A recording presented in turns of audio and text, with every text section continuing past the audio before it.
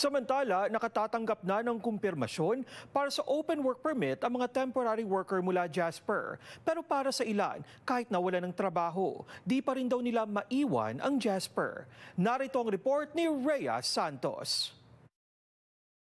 Hindi man po na kumbaga man ay nasunog yung bahay namin na tinitirhan.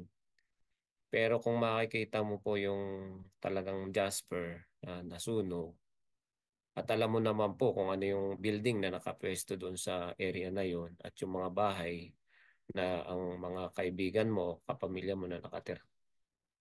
Sorry pero apektado pa rin ako hanggang ngayon eh. Masakit pa rin kay Romir Turgo ang sinapit ng Jasper, ang lugar na kanyang minahal mula nung dumating noong 2022 bilang temporary foreign worker. Bagamat alam na niyang nasunog ang pinagtatrabahuhang laundry business, iba raw nang makita niya ito ng personal noong Biyernes, araw na binuksan ng Jasper sa mga residente nito. Workplace namin, nasunog na yung dati. Then, binild ulit ng may-ari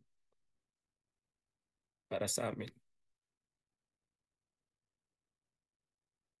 Tapos, after a month, yun, nasunog ulit siya.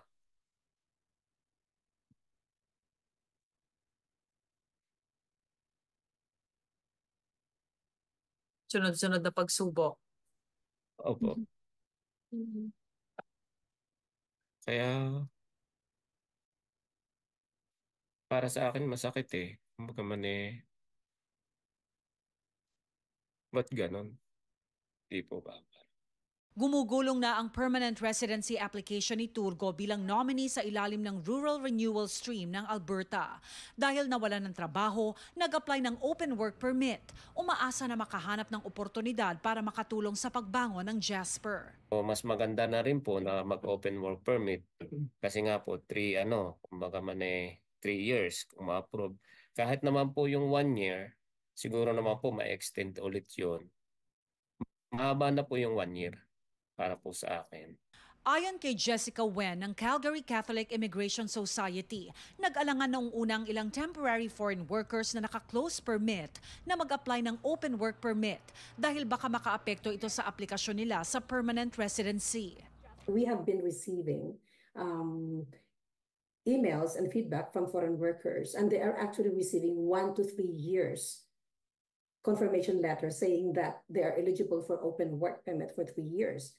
And so the foreign workers who are hesitant or who were hesitant to apply for open work permit, it looks like they're changing their decision. They are reconsidering their decision. Maaari na raw magsimulang maghanap ng trabaho ang mga temporary workers saan mang lugar habang hinihintay ang kopya ng kanilang open work permit. Pero para kay Turgo, di niya raw iiwan ang Jasper. Ang Jasper ba nakikita mong magiging tahanan ng pamilya mo? Opo. Sorry. Kahit marami nag-offer sa akin,